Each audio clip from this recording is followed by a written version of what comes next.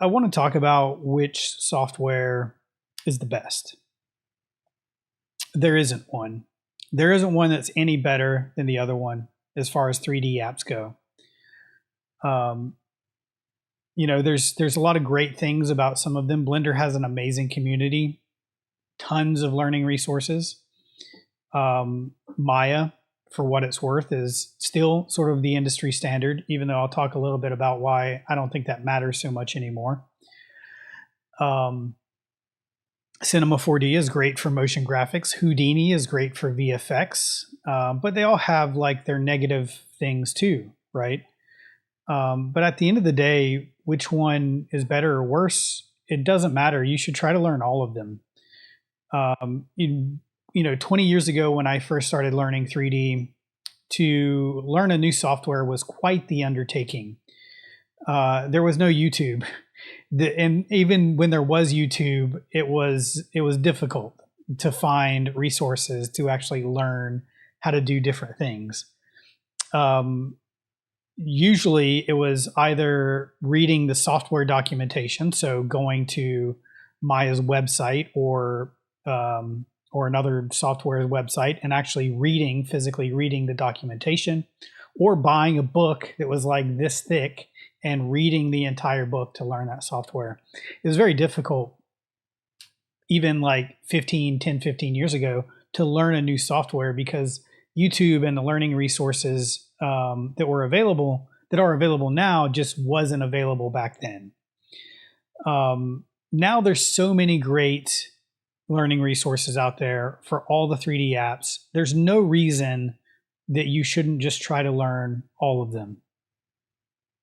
There is no better software. And that might be a hot take, but it's my take, right? And it's the one that I'm going to stand by.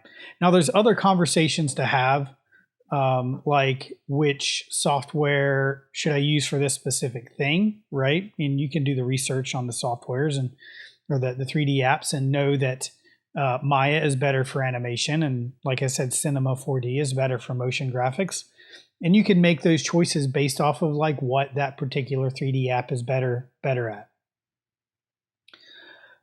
And then there's the question of which 3D app should you learn first, or which 3D app should you sort of put your energy and effort into. And there's a couple of situations where you won't have a choice, right? There's a couple of situations where it's decided for you which 3D app you have to learn. The first one being that you work for a studio, right? So you go to work for a studio. Maybe they're under contract where they can only use this specific software. Maybe they have a low budget, so they can't afford a 3D package and they just use Blender for everything. Maybe they have a well-established pipeline and they have to use Maya, right? And in many of these situations, you're not going to have a choice. You're going to have to learn that specific software that that studio uses. The other situation is you don't want to pay. You can't afford 3D apps. A lot of them are fairly expensive, more expensive than they should be, in my opinion. But in some situations, you're just not going to be able to afford one. In which case, your only choice is to use something that's free, right? Like Blender or like Lightwave, even though I think Blender kind of blows Lightwave out of the water these days, or just a cheaper one, right? There's some cheaper ones out there as well, but Blender is great for beginners. If you're just starting out and you want to learn 3D, Blender's free. There's no initial investment that you have to have buyer's remorse over if you don't end up using it, right? You can just jump in and start using it and not worry about any monetary loss from it, right? So that's another situation where you're not really going to have a choice, right? You need to use what is available for you.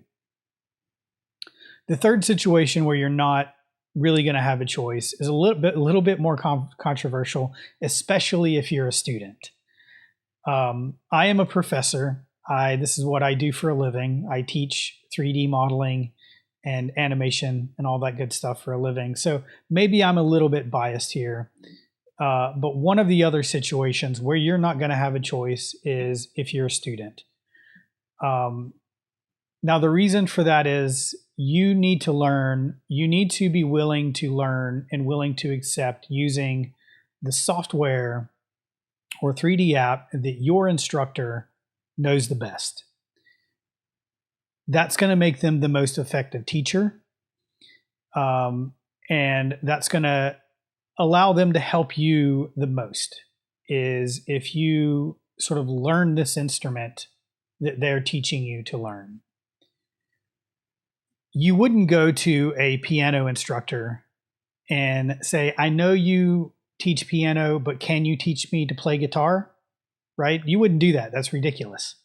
They both do sort of the same thing, right? They both create music, but they're two different instruments.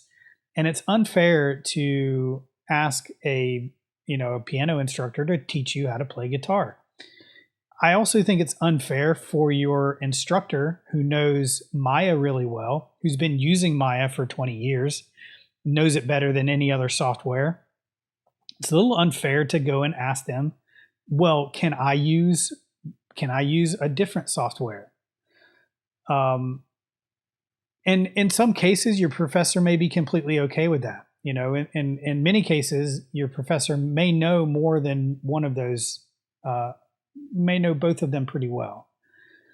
But in my situation, I don't feel like I'm as effective as a instructor if you're using a software that I'm not as well versed in, right? When you have issues, when you get errors, when your program crashes, I'm not going to be able to help you with those problems. And even though if I know that software a little bit, I'm not going to be as effective as a instructor, as a teacher, if you're using those other apps. Now, I don't want to make this whole video about how you should just use the app that your teacher uses, but you should just use the app that your teacher uses. That's going to make them the most effective teacher, and you're probably going to learn the most, right? If you do a different software, if you're doing all your projects and something that your professor doesn't know well or isn't the most effective with, right? You're kind of on your own. Your professor isn't really doing anything for you. Your instructor isn't really providing you with any knowledge because they don't have any knowledge on that subject. Instead, what you should focus on, instead of this whole conversation about which 3D app should I use, which one is the best, which one can do more, which one should I use whichever one that you want, right? Use whichever one is available to you. If you are in one of those situations where you have to use one specific 3D app, just use that specific 3D app. You're not going to be married to it forever. You can switch if you want. And at the end of the day, you should try to learn as many as you can. I'm currently learning how to use Cinema 4D, and I'm really enjoying it. As a 20-year Maya user, I did use Cinema 4D probably like 20 years ago. It's so much different now, and I'm really enjoying learning how to use it. In a lot of ways, learning Cinema 4D is teaching me things about Maya, because I will learn these interesting techniques by watching YouTube videos, and then it will start me thinking differently about the possibilities that I have in Maya. So I'll do something in Cinema 4D, and then I'll go in and I'll try to figure out how to do that in Maya. So it's in a lot of ways, it's sort of opening up the possibilities for me. Now I have two apps that I can begin to use very well. But at the end of the day, the apps don't really matter. What matters is the art, right? Don't focus on whether this app is better than that app. Stop trash talking the different apps. If you're a Maya user, stop trash talking Blender users. If you're a Blender user, stop resisting Maya or trash talking Maya. Cinema 4D users, I think they're kind of like just happy where they're at in most cases. You don't really see them trash talking as much.